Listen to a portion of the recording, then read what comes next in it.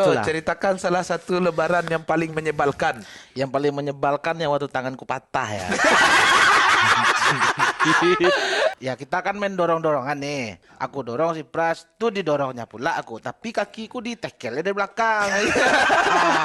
Tuh waduh lah tangan kanan nih sama tembok kan. Sampailah dia ke punggung nih.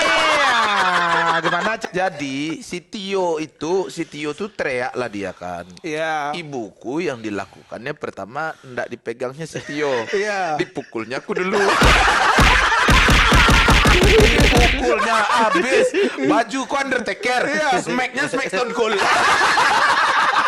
Nah, itulah. Terus ayahku datang dibawalah ke dukun urut Ya, tuh kan. karena dokter kan masih jarang dulu di kampung-kampung tuh kan. Pertanyaannya, tukang urutnya ndak lebaran atau Tio? Unda. Dukun mah mana lebaran? Iya, dukun tuh nunggu pasien dia.